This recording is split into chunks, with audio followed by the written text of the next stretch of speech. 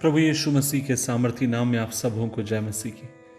आज के मनन का भाग हमने लिया है जो आपको मुझे मिलता है यशायाह नबी की किताब अध्याय 42 उसकी 3 आयत। आइज़ाया चैप्टर 42 वर्स 3 लिखा है, कुचले हुए नरकट को वह न तोड़ेगा और न टिमटिमाती बत्ती को बुझाएगा, वह सच्चाई से न्याय चुकाएगा। अजीजों, यशायाह नबी यहाँ पर एक वचन का इस्तेमाल करता है और वो कहता है कि वो कुचले हुए नरकट को या सरकंडे को ना तोड़ेगा। अजीजों, एक बात आप और मैं देखते हैं और वो ये है कि ये जो सरकंडा है या दूसरे शब्दों में आप कहें एक सूखी हुई लकड़ी, पुराने समय में या आज के समय भी आप देखेंगे कि जो शेपर्ड होते हैं या जो चरवाहे होते हैं वे इनको इस्तेमाल करते हैं और उससे वे अपनी भेड़ों की रखवाली करते हैं, अपनी भेड़ों को वो हाँकते हैं और तमाम जीव जंतु से अपनी भेड़ों को बचाने की कोशिश करते हैं। लेकिन आप और मैं ये भी देखते हैं कि जब ये सरकंडे या लकड़ी के जो डंडे उनके हाथ में होते हैं, जब वो टूट जाते हैं तो चरवाहे कभी उनको रिपेयर नहीं करते हैं, वो उनको फेंक कर दूसरा एक और अपने हाथ में उठा लेते हैं। लेकिन परमेश्वर का वचन क्या कहता है? परमेश्वर का वचन कहता है कि आपका मेरा खुदा इतने बड़े दिल का है और इतना सौम्य मन का है कि वो टूटे हुए सरकंडे को, वहां पर इस तरीके से लिखा है कि वो कुचले हुए नरकट को भी ना तोड़ेगा, अर्थात एक अनुपयोगी सरकंडे को, उसको भी वो तोड़ेगा नहीं।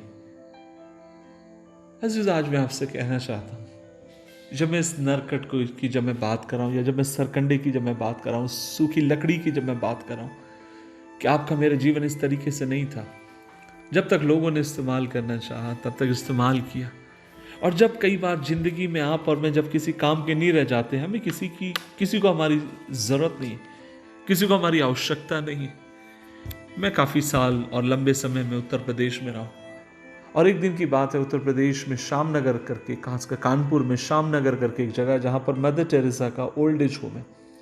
और जब वहाँ पर एक बार मैं वहाँ कुछ लोगों से मिलने गया, विजिट के लिए गया, वहाँ की एक नन ने मुझसे कहा, जो सिस्टर्स होती हैं कैथलिक नन, उन्होंने मेरे से बोला कि ब्रदर, क्या आप जानते हैं यहाँ पर किस तरीके से होता है? उसने मुझसे कहा कि जब माँ बाप को बच्चे पाल नहीं पाते हैं, बुजुर्ग माता पिता, न जाने ऐसे कितने लोग हैं, बच्चे रात के समय गाड़ी से, कार से और रिक्शे में आते हैं, अपने माँ बाप को हमारे दरवाजों के सामने पटक कर चले जाते हैं। और उसका कारण क्या है? क्योंकि अब वो बुजुर्ग हो चुके हैं, उनसे अब कोई काम नहीं हो सकता, उनसे कोई मतलब नहीं निकाल सकते हैं, अब उनकी आवश्यकता नहीं है। लेकिन आपका मेरा उद्धार करता ऐसा नहीं। आपका मेरा उद्धार करता आपको मुझे इस्तेमाल करके फेंकने वाला नहीं है। लेकिन जब दुनिया में किसी को आपकी मेरी आवश्यकता नहीं, तब भी वो आपको मुझे स्वीकार कर कर बनाकर अपनी महिमा के लिए इस्तेमाल करने के लिए विश्वास योग्य परमेश्वर है। अच्छा लगता है मुझे वचन बार बार, और मैं जितने बार भी पढ़ूं मुझे हिम्मत मिलती है, और वो ये है, कुचले हुए नरकट को वो ना तोड़ेगा और ना टिमटिमाती हुई बत्ती को बुझाएगा, वह सच्चाई से न्याय चुकाएगा। टिमटिमाती हुई बत्ती का मतलब है जिसका तेल खत्म होने पर, जिसकी आयु खत्म होने पर, जो बुझने पर है, वो उसको बुझाएगा नहीं। आज सुबह के समय में आपसे कहना चाहता हूं, आज अपने जीवन को देखकर आप क्या सोच रहे हैं?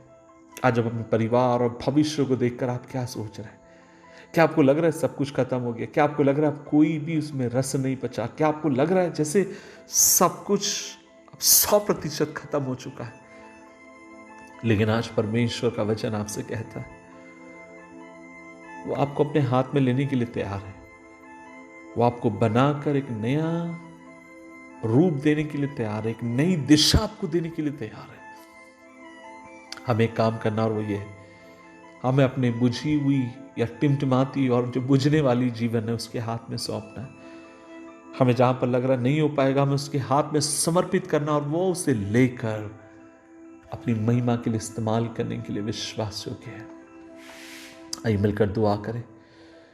प्रभु जी, जीवन में न जाने ऐसे कितने बार है जब हमें लगता है कि हम किसी काम के नहीं, हम अनुपयोगी हैं, हमें किसी की आवश्यकता नहीं, किसी को हमारी आवश्यकता नहीं, कोई हमसे प्यार करने वाला नहीं, कोई हमें समझने वाला नहीं। लेकिन उसके बीच में प्रभु जी तो अपने वचन से हमसे कहता है कि जिस किसी भी दशा और परिस्थिति में हम क्यों ना रहे, तो विश्वास योग्य है हमें अपनाने के लिए, सीने से लगाकर हमें खड़ा करने के लिए। अनुग्रह दे प्रभु। हम तुझ पे विश्वास करें, तेरे वचन के ऊपर विश्वास करें। कमजोरी की अवस्था में, बलहीनता की अवस्था में खुदावन हम तुझसे लिपटे रहे, ऐसी तू हमें कृपा प्रदान कर। यीशु मसीह के नाम से मांगते हैं, आमीन, आमीन, आमीन।